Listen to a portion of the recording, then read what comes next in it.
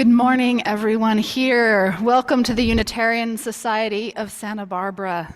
Good morning to you here in our physical sanctuary. Good morning to you joining us in our virtual sanctuary, one community in many places these days. It is good to be together. I'm the Reverend Julia Hamilton, and I am delighted to welcome you this morning with our worship associate, Justine Sutton, Charlotte Brigante, our Director of Lifespan Religious Exploration, Matthew Grissett, our Music Director, and all of you who have taken the time this morning to gather to nurture your spirit here with us.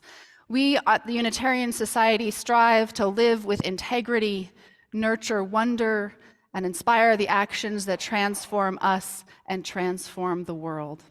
I'd like to extend a special welcome to any visitors or friends and family we have with us this morning, whether you're here in person or joining us and visiting us online. We would love to get to know you better and connect with you throughout this holiday season and into the new year. There's a couple ways you can connect with us. If you're here in person, we have this little yellow connection card that you can drop in the offertory plate or stop by the welcome table and drop it off. And if you are new, you can give us your contact information, or anyone, whether you're new or been here 100 times, you can let us know what's going on in your life if you need a little extra care and support by filling out the back of the card with any major life milestones that are going on. If you'd like our care team to reach out, go ahead and fill that out, and you can also drop that in the offertory. Online, we have an online connection card if you'd like to stay up to date with everything that's going on here at the Unitarian Society. And we are in the midst of our holiday season.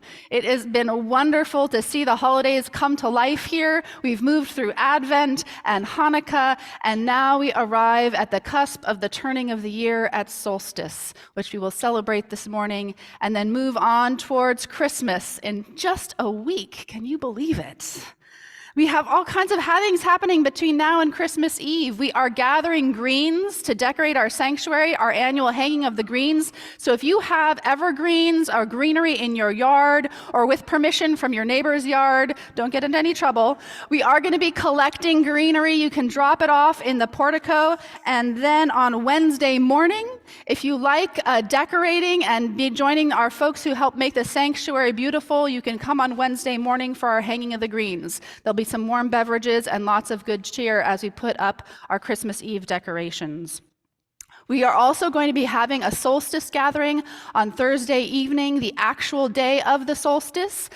It will only be happening if it's not raining, because it's going to be outdoors at Goleta Beach at 4 o'clock to watch the sun set on the shortest day of the year, welcoming the longest night. But if it is raining, we invite you to celebrate that moment in the coziness of wherever you find yourself, not at Goleta Beach.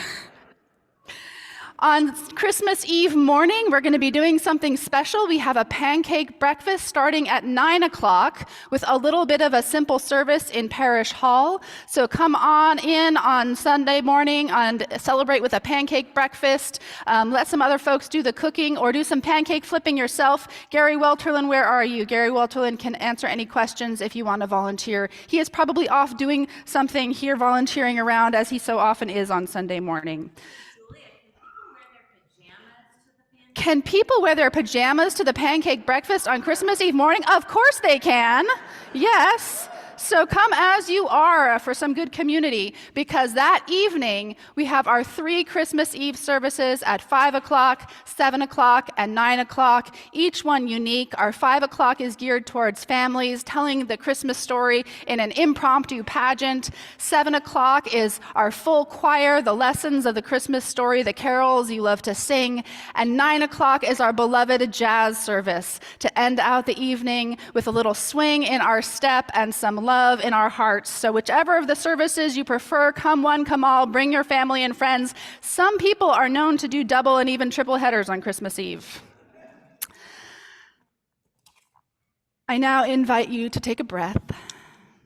There's a lot going on here. There's a lot going on in your lives. There is a lot going on in the world. We carry all of that with us. But in this moment, I invite you to set aside whatever lists you have waiting for you out in the world and give yourself the gift of presence here and now as we gather together and let the sound of our bell connect us.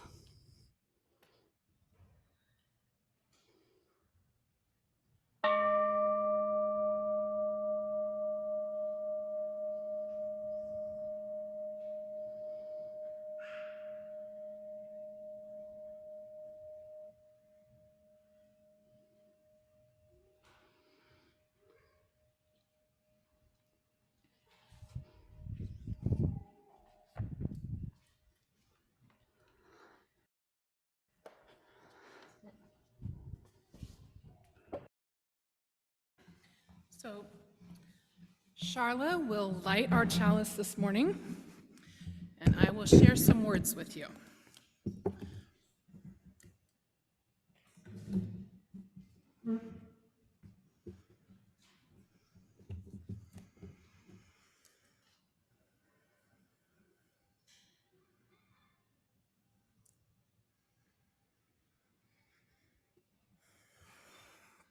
Thank you, Charlotte. Our chalice lighting words today are by Reverend Sharon Wiley.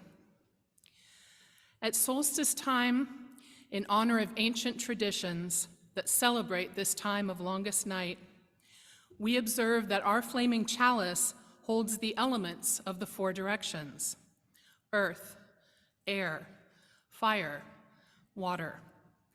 The lamp oil for earth, the air that feeds the flame, the fire we light, and the chalice itself, the cup, the symbol of water. We light our chalice and reflect on the light we need to guide us through the dark, the light of our shared faith, the light of loving community, the light of love, joy, and hope.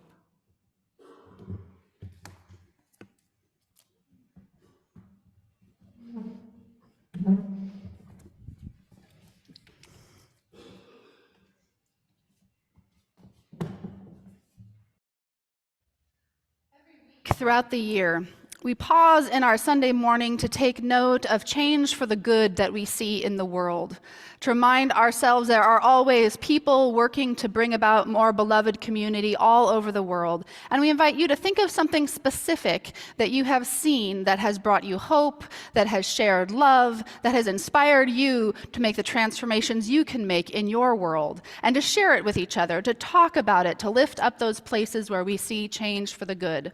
We have a Change for the Good jar, a physical one here. We invite you to type it into the chat. And for our final service of the year, on the 31st, the last day of this year, we're going to be inviting you to reflect together on all of the change for the good that we've noticed over the past year.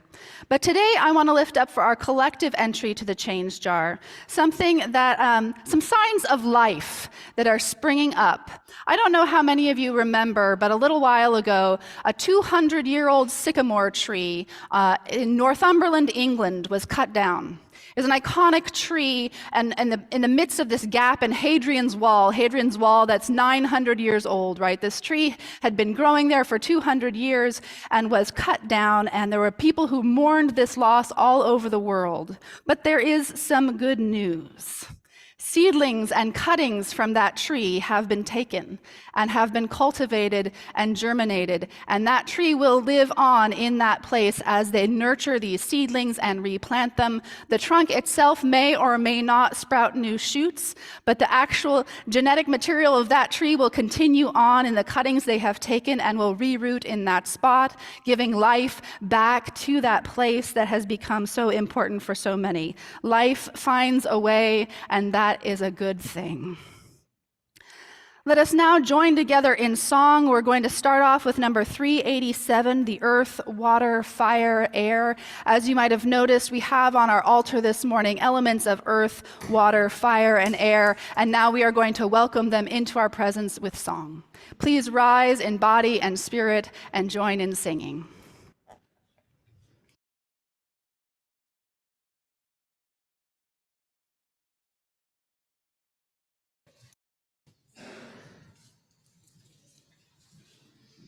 And I'll lead you all through it, a little guitar intro, and then I'll sing it, and we'll just all sing it together.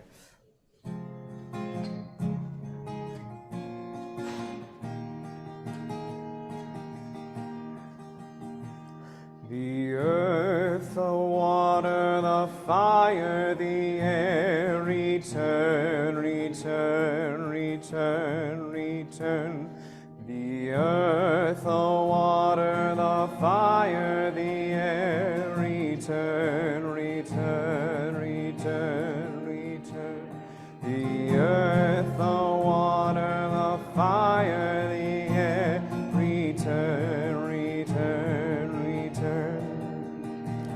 The earth, the water, the fire, the air, return, return, return, return.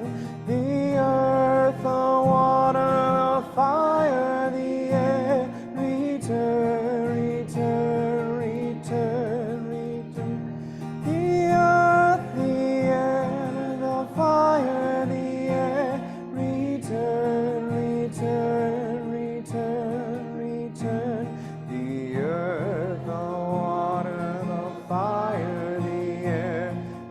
return, return, return, return.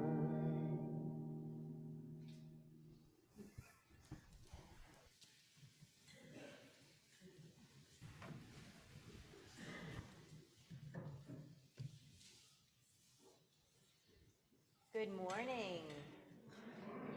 Do we have any kiddos here this morning who would like to come up for our Time for All Ages, or anyone else who might feel like coming forward? I see Max back there thinking about it. Oh, and Maisie, great. Come on up. Wonderful. Ah, here they come. Oh, and here comes Patricia. Always young at heart, yes. So have you noticed that the days seem to be getting shorter? Have you kids noticed that? It's pretty dark by about 5 o'clock. And even though it's still been kind of warm during the day, it seems to be getting chilly at night. Well, in the northern hemisphere where we live, on or around December 21st, the sun reaches its lowest point on the horizon, making it the shortest day of the year. Well, like all days, December 21st has 24 hours, but it's called the shortest day because it has the fewest hours of daylight. In fact, winter solstice has 3 hours and 17 minutes less daylight than the summer solstice, which is the longest day in June. A long, long, long time ago, people were afraid when each day had fewer hours of daylight than the day before. They didn't understand the way the earth travels around the sun, and they were afraid the sun was going to go away forever and not come back. But over time, they realized that on one day each year, the sun seemed to stop moving away from them and then started coming back toward them. So all around the world, in all different cultures, people celebrated the return of the sun on the winter solstice. Today, people aren't so worried that the sun will disappear forever, because now we understand the way the earth tilts and travels around the sun, giving us days with more daylight in the summer and days with less in the winter. Let's do a little demonstration. I need a volunteer to. Maisie, would you like to be a volunteer? Wonderful. Maisie is going to be our sun, around which all things in our solar system travel. And I'll stand over here.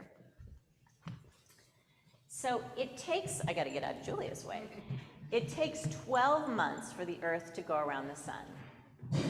The tilt of the Earth on its axis as it rotates determines how the sun's rays hit the Earth and what season it is. In the northern hemisphere, in the northern part of the world, the winter solstice usually occurs on December 21st, but the Earth doesn't move at a steady speed around the sun, so sometimes the winter solstice occurs on December 20th, or 22nd, or 23rd. So, we already said the northern part of the Earth tilts away from the sun, and the sun is lowest in the sky at the winter solstice, which is the shortest day and the longest night. Every place within 400 miles of the North Pole has 24 hours of darkness on the solstice.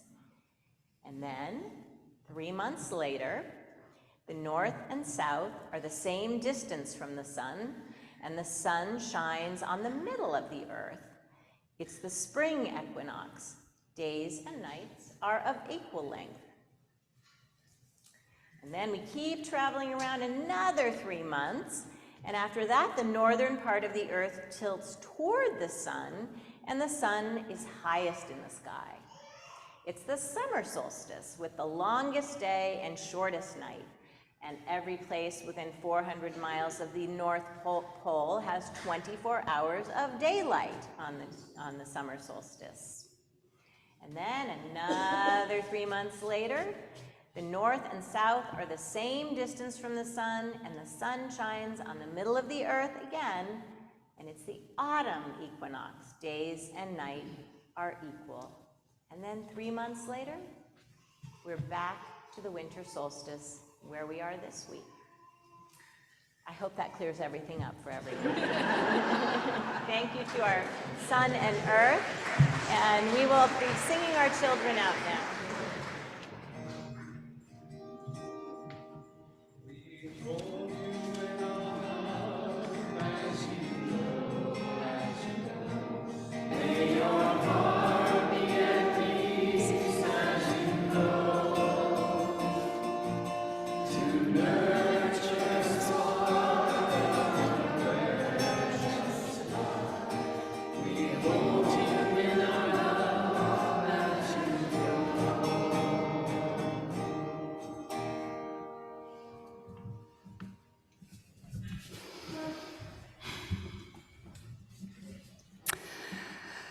There's a lot going on that spinning globe that we just saw just a few minutes ago. And so I invite you now into a time of meditation and reflection and prayer, into a practice that we do from time to time during this period, a metta meditation practice. It's a way of stretching ourselves, of growing that container of compassion so that we can hold as much as possible as we move through this world together.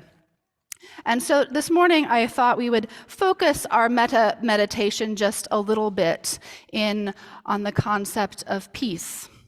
A lot of times when we do this meditation, we start with ourselves and we work in kind of concentric circles out until we can encompass that whole globe that we saw spinning. And we often say to ourselves and then to the world, may you be happy, may you be healthy, may you be at peace. And this morning, I want to invite us to focus on that last piece of that phrase, that intention of leaning toward peace. And I'm going to open us our meditation with just a little bit of a story, and then we'll go into the metta meditation. And in the early 1950s, an American Zen practitioner and poet, Paul Reps, had traveled to Japan en route to visit a Zen master in Korea. And he went to the passport office when he was in Japan, and he was politely informed that his request was denied due to the conflict in Korea that had just broken out. Reps walked away and sat down quietly in the waiting area. He reached into his bag, pulled out his thermos, and poured a cup of tea. Finishing his tea, he pulled out a brush and paper upon which he wrote a picture poem. The clerk read the poem, and it brought tears to his eyes, and he smiled and with respect stamped Rep's passport for his passage to Korea. The haiku that Rep had written read, "Drinking a bowl of green tea, I stop the war." Drinking a bowl of green tea, I stop the war. So I then invite us to hold that notion for peace, that intention for peace, that presence of stopping the war, that cessation of violence, the violence we inflict on each other, but also the violence we inflict on ourselves when we internalize those messages, the ways we turn that violence that we experience out in the world so often into our own self. And so let us start close in. Find a comfortable space. Settle yourself wherever you are, whether you're here in this room or at home. Get in touch with your breathing and breath as it moves through you in this moment.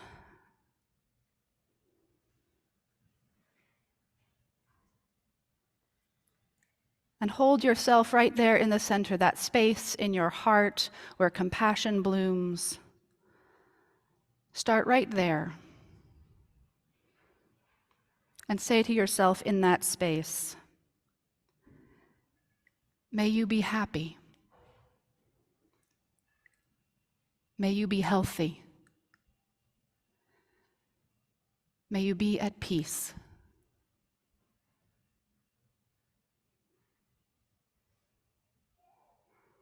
Cultivate that peace right there for yourself to begin with.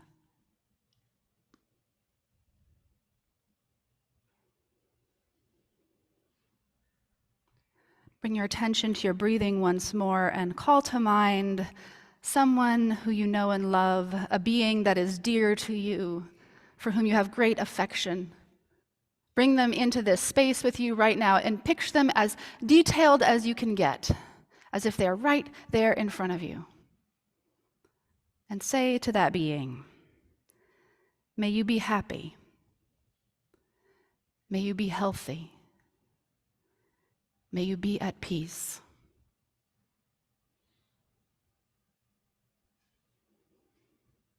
Cultivate that same peace that you wished for yourself, for that other being. With your next breath, as you breathe in and out, bring to mind someone that you know in passing, an acquaintance, a familiar face that you don't quite have a name for, the clerk at the store, the postal carrier, someone whose story is a mystery to you, but you know they exist in your orbit, in your world.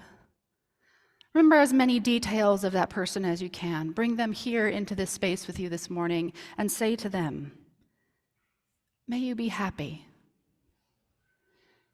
May you be healthy. May you be at peace.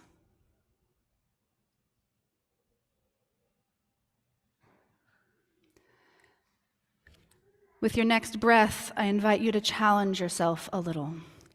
Bring to mind someone with whom you experience some friction, some disagreement.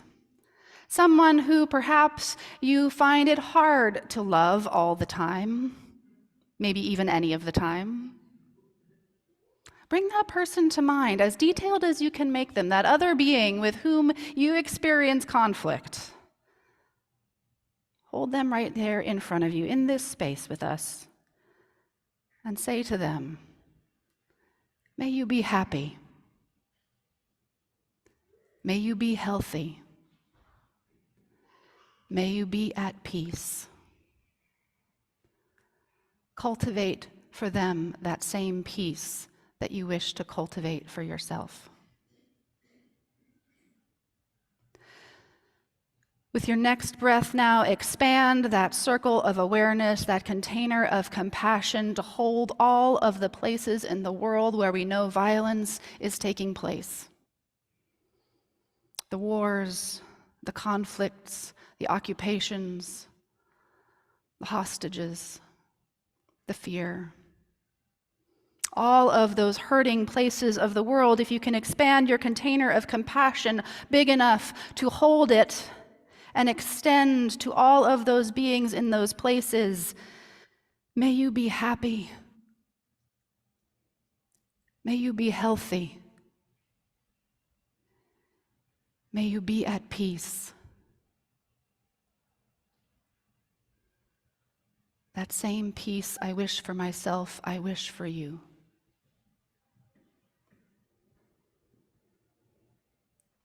And with one more breath, let us push that circle of compassion out as far and as wide as we can extend it on that whole great spinning earth. Extend that feeling to all beings everywhere on this planet. May all beings everywhere be healthy. May all beings everywhere be happy. May all beings everywhere be at peace.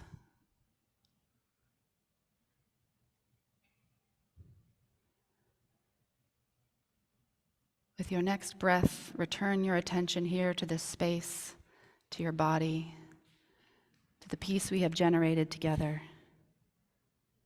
May it be our meditation and our prayer. May it be so.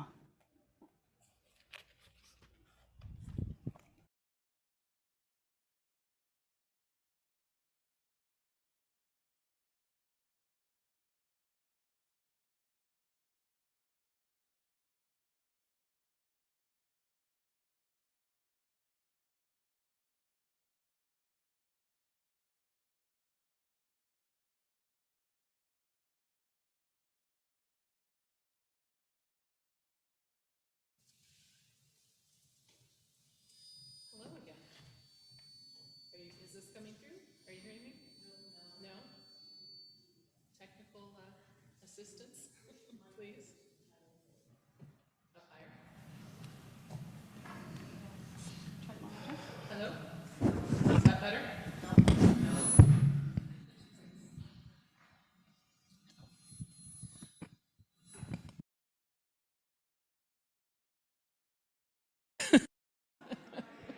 Yeah? Oh, there, I hear it now. All right. So hi again, I'm Justine, your worship associate today, and I am one of the pagans in our congregation. So I'm happy to be here to share a little bit about a solstice and some of my experiences with it. So as Reverend Julia said, this Thursday we're planning to meet at Goleta Beach at 4 to say goodnight as the sun goes down for its longest sleep. But if it's raining, as they said, celebrate at home in any way that feels right to you. But it's important just to mark the longest night and anticipate and celebrate the return of the light. So this is one kind of ritual we can do to mark this important turn of the wheel of the year. Small and simple with warm togetherness. And there are many other kinds of ritual. Who here has ever walked a labyrinth? Oh, wow, that's a good proportion. So, as you know, usually they're outdoors and made of stone, and we have one just out back. But in the circle where I received my priestess training, called Rosa Mandala, we celebrated winter solstice with a labyrinth made of tinsel garland. For other sacred days, the central ritual might shift from one year to the next, but the tinsel labyrinth was a firm winter solstice tradition, which I find comforting this time of year.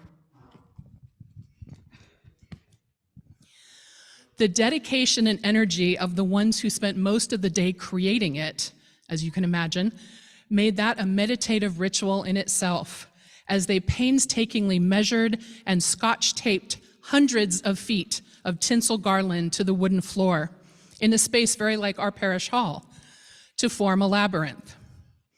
With candles all about in the dimmed room, in silence, we walked the labyrinth, like the sun spiraling into darkness. It was a time to reflect on the past year and what we might let go of as we move on into the next. When we reached the center, the deepest point of that darkest night, we stopped a moment to feel the depth, the dark, then turned and made our way back to the outer edge, ritually marking the sun's renewed strength and return. After singing and chanting for a time in this contemplative and peaceful space, we'd shift to a more sociable part of our celebration, burning the Yule log. Yes, we were fortunate enough to have a fireplace in that space. We decorated the log with greenery, twine, small pine cones, anything that would burn cleanly. We envisioned all that we wanted to release, as we had reflected on in the labyrinth, sending the energy into the log and letting it be burned away in the sacred fire of Yule. I've been a part of simple 3-person winter solstice rituals in a living room with candles and chanting and drumming, sharing what we are releasing. These gatherings are as warm and nourishing to my spirit as any. And I've done a form of this ritual when celebrating alone, simply lighting a candle and gazing into the flame while sending what I want to release into that small sacred fire. Then there was the time I gathered with others for a very different winter solstice celebration on Ocean Beach in San Francisco. We built a big bonfire, and after drumming and dancing around it to raise the energy, we made water a big part of our ritual. Yes, we stripped down and ran into the ocean. Invigorating, to say the least. Excuse me. As I got out, I imagined I'd feel even colder, skin wet in the night air. But instead, I was flushed with warmth as blood rushed to the surface, my body's ingenious strategy for regulating my temperature. As my feet in the sand carried me back to the bonfire, I felt gratitude for my earthly body working so hard to keep me safe from the cold. And I felt wonder as my spirit was wrapped in the goddess's warm and loving embrace, holding me close like a mother with her child after the bath. For me, the profound and abiding truth is that any ritual done with good intention is right and true. Whatever it contains, large or small, alone or with others, the doing of it reaches into the depth of my spirit, vast like the sea, where I find my solid center, like the earth. A sacred flame flickers in my heart, and new inspiration comes like the bracing air, refreshing my intention and energy for what comes next in the turning of the wheel. Now, I'd like to share some words by Molly Reamer, for which I need my glasses.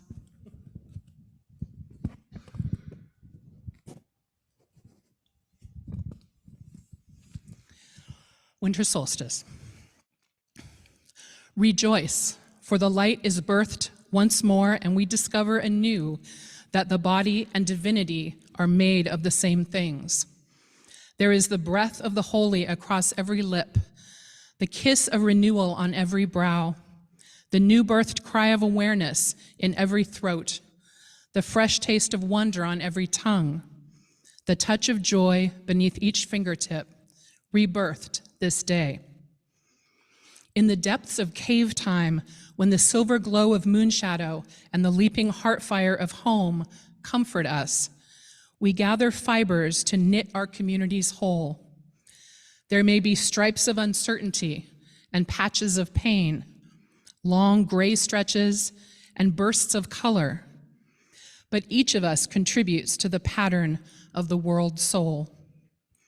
Let's give up our notions of too late, never, not enough time, and let our fingers trail through our lives, gathering experiences of last year and holding them tenderly, both the sweet and the spiky.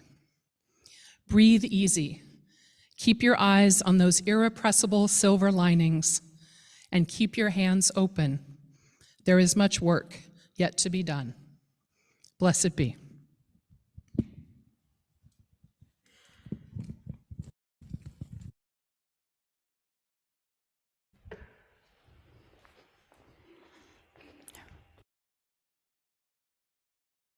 In spirit, we're going to sing hymn number 73, Chant for the Seasons. This is an interesting hymn for those of you that don't know it. It has a verse for every change of the season. We're going to be singing the second one in the hymnal, that is titled Winter.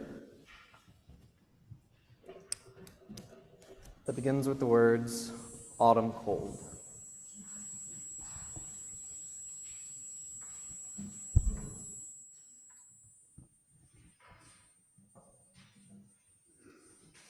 Give us a little intro.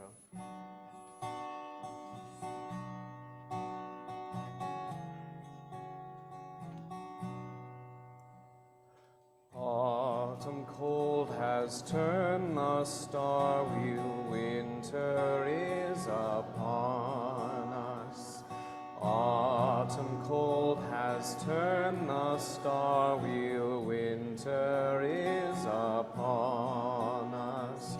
Gray the windy storms, cold upon our cheeks, the wet rain glistens, glistens.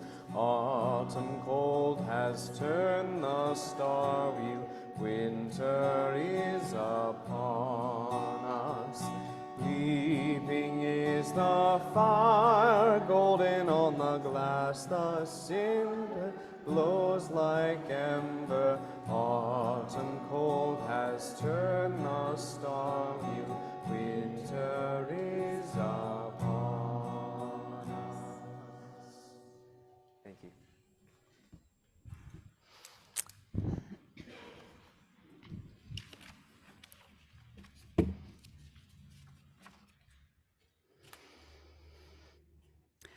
We have two texts for this morning.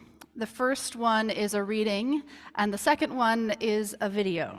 So I'm going to start with a reading by Catherine May, and then we are going to watch a little reflection on the solstice as it happens around the world.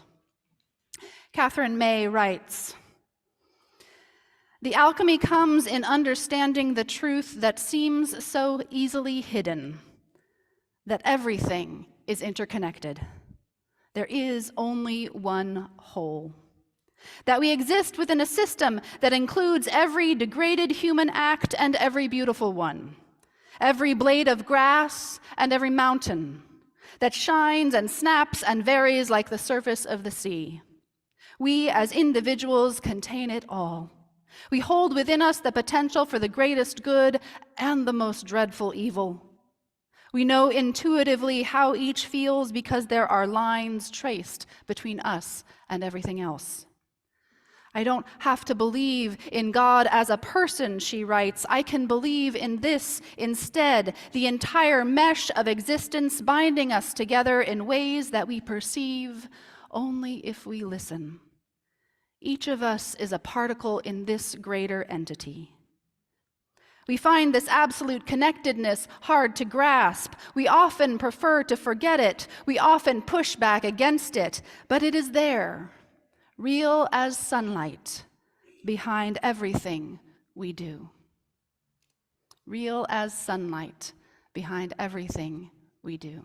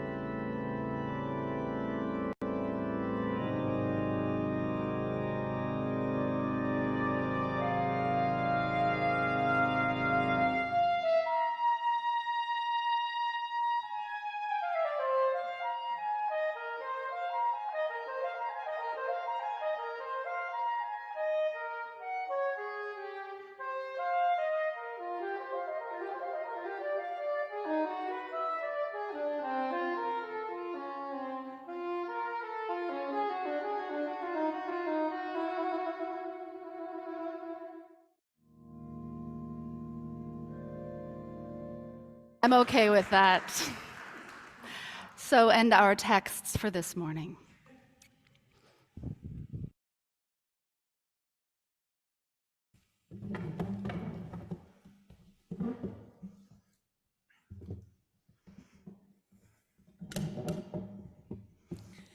All right, as you likely know, every month we share a portion of our offertory with an organization that is living out our values in the world. This month, our outreach offering is for Black Lives of Unitarian Universalism, or BLUE. And this organization is helping to affirm our 8th principle and has a commitment to that work of anti-racism. So please join me in our affirmation of gratitude and giving. Let us be thankful when we are able to give, for many do not have that privilege. Let us be grateful for those who share their gifts with us, for we are enriched by their giving.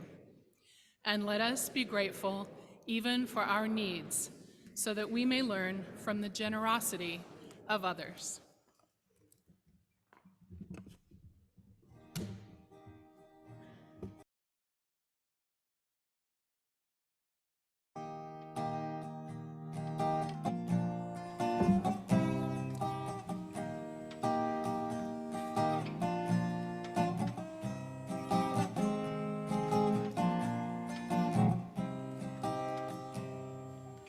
Enter the night.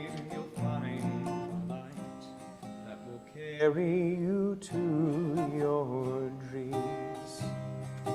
Enter the night, let your spirit take flight in the field of infinite possibilities. On the longest night, we search for the light, and we find it deep within. Open your eyes to embrace what is wise and see the light of your own soul shining. Enter the night and you'll find the light that will carry you to your dreams. Enter the night, let your spirit take flight in the field of infinite possibilities. Wrap up in the cloak of starry darkness, my child, and you'll find the center of all things. For from this place of the deepest dark space, life eternal does spring. Enter the night and you'll find the light that will carry you to your dreams. Enter the night, let your spirit take flight in the field of infinite possibilities. So when you find that spark, when you dream in the dark, hold it close to your heart and know all that you see is all that can be when you give birth to the dreams in your soul. Enter the night and you'll find the light that will carry you to your dreams. Enter the night, let your spirit take flight in the field of infinite possibilities. Enter the night and you'll find the light. Enter the night and you'll find the light. Enter the night and you'll find the light. Enter the night and you'll find the light.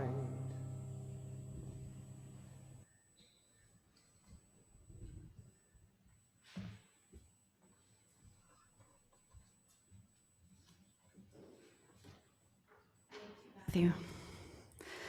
And I will put that meditation up on our Unitarian Society YouTube page. So if you wish to observe that solstice meditation later on in the week, it will be available to do so. In Santa Barbara, on December 21st, it will happen at 7:27 and 9 seconds p.m. Set your clocks. 7:27 and 9 seconds. Not just here, of course, not just here in Santa Barbara. It's not a local phenomenon. All over the planet of ours, this will be happening right then. Of course, in New York, it'll be at 10:27 p.m. and 9 seconds. It will be at 4:27 a.m. and 9 seconds on Friday, December 22nd in Paris. In Beijing, it will be at 11:27 a.m.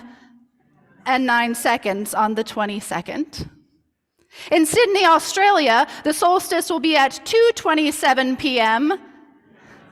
on Friday, December 22nd. And of course, it's not the winter solstice in Sydney, Australia. As we learned from our demonstration there, it is the summer solstice on the other side of the equator. I've been learning to call it the December solstice, rather than splitting it into northern and southern divisions, right? Winter and summer. The December solstice encompasses the event that is happening all over the world.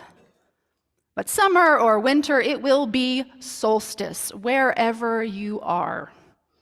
The sun and the earth turn in this dance that is bigger than any time zone, undeterred by any national border, undiscouraged by the invention of the electric light, unstoppable by any power that even the most narcissistic human among us might try to wield. The solstice will happen. Wherever you are on the planet, the sun balances and seems to pause for just a moment. That's where the event gets its name, the Latin words for sun and stop. Solstice, the stopping of the sun. You would barely notice this on the equator, of course, where the day and night hover in equality all year round. But even there on the equator, imperceptible as it might be to the human eye, the sun's relationship to the earth continues to be just what it is. We are all here on this same earth, in relationship to this same sun. And the solstice is an inescapable commonality among us. I don't know about you, but I have this deep longing in my soul for some inescapable commonalities among us these days. I realize that I am needing to immerse myself in that idea that there is something inescapably binding us together. I find solace not just in tipping once again toward the sun, as the Earth's axis spins us again towards longer days and more sunlit hours, but to feel myself tipping towards interconnection, turning once again on the axis of all that is, toward one another, toward a shared human experience of something larger than any one of us, outside of our human cruelties and kindnesses, outside of our depressions and delights. In this way, solstice is different from the other winter holidays we are celebrating this month. The other winter holidays are human holidays of story and song, holidays that are very time and place specific.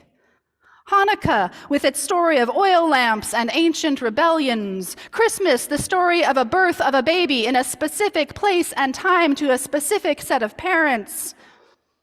Even Advent, reflecting on these larger themes of the human heart, love and longing for peace and hope and joy. The sun has no longings as such. The earth turns on its axis in peace and war. Hope rises and falls in our hearts, not on the horizon. Other winter holidays we might observe, Diwali, Bodhi Day, Yalda Night, which is celebrated in Iran, Kwanzaa, New Year's Day, Epiphany, all of them are contingent upon the places and histories and cultures in which we live. But solstice is not contingent. The astrological event itself is not cultural.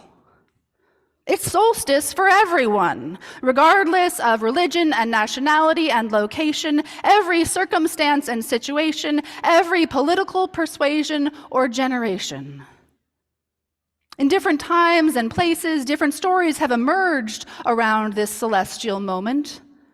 Temples have been built along its axis. Stones have been arranged to keep track of the movement of the seasons. Windows and doorways aligned just so to allow the light to shine in on this one day of the year. Mythic struggles have been imagined. The way we humans celebrate the solstice, with feasting or with architecture, or with bonfires and dancing, or dips into the ocean. The way we honor the celestial moment changes with our cultures. But the solstice moment itself persists. Beyond any specific cultural interpretation, it just is.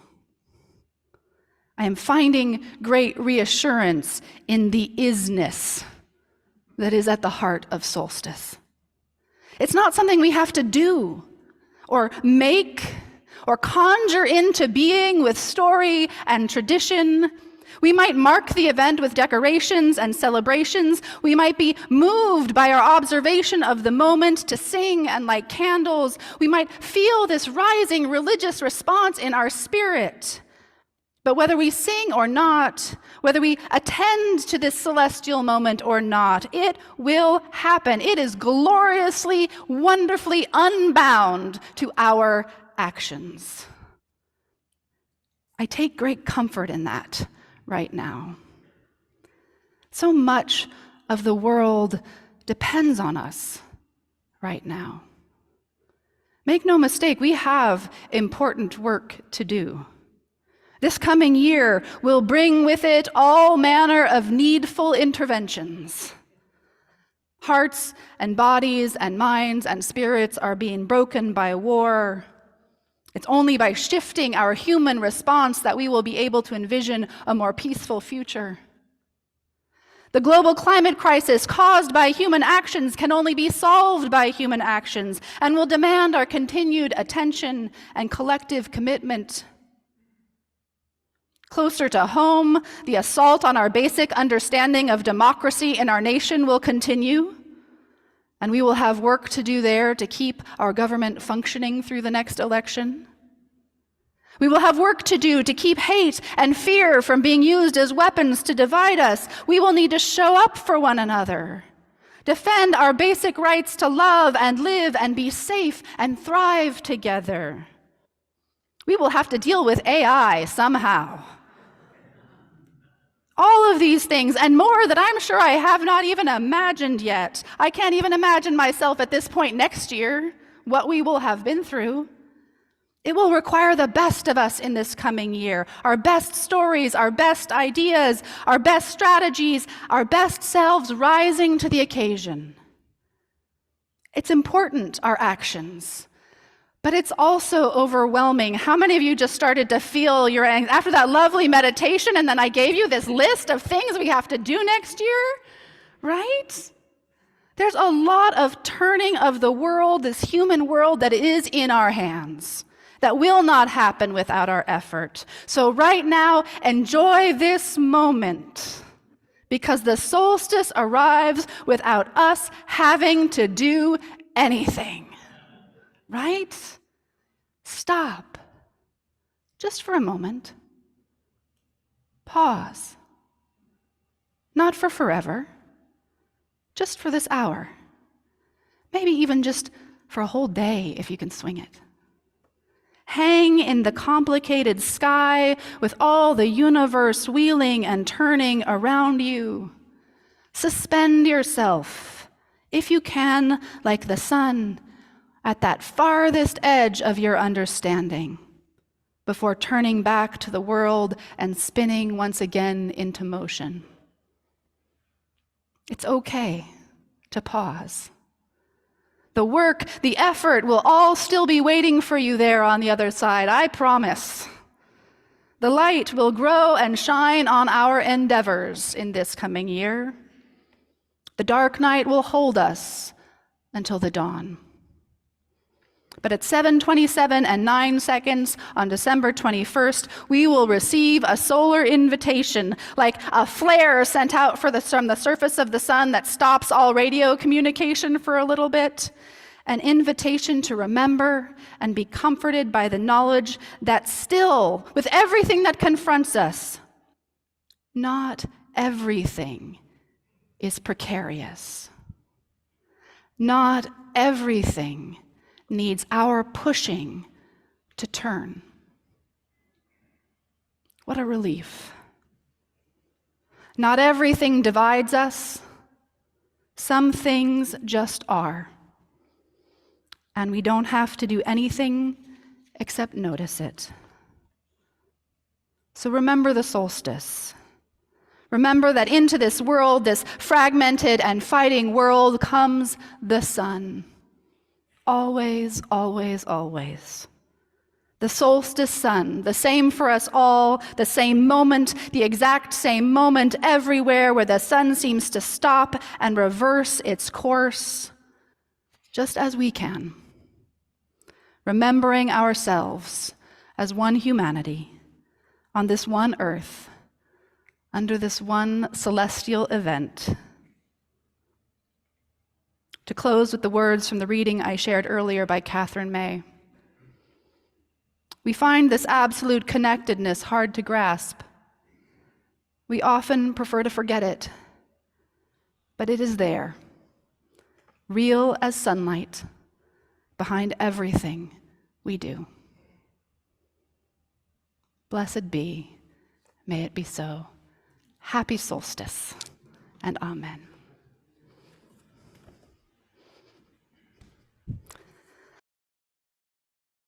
Sing together once more. We're going to sing number 317, We Are Not Our Own. Please rise in body and spirit.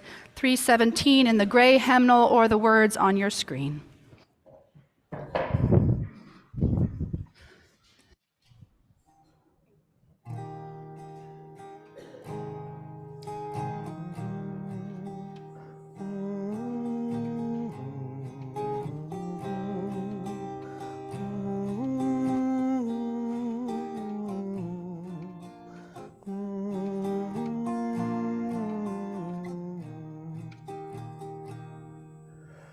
We are not our own, earth forms us, human leaves on nature's growing vine, fruit of many generations, seeds of life divine. We are not alone, earth names us, past and present, peoples near and far, family and friends and strangers, show us who we are. Therefore let us make thanksgiving, and with justice willing and aware, give to earth and all things living liturgies of care. Let us be a house of welcome, living stone upholding living stone, gladly showing all our neighbors we are not our own. Go ahead and stay right where you are. If you have permission to hold hands with the person next to you, or if you want to put your hands on your heart, if you prefer that, or hold them open wherever you are joining us from, just get a sense of being connected in the larger community, connected to this wide, spinning earth. And as you go out into this beautiful and heartbreaking world, may the light of love shine upon you, out from within you, be gracious unto you, and bring you peace. For this is the day we are given. Let us rejoice and be glad in it. And let us call out a blessing.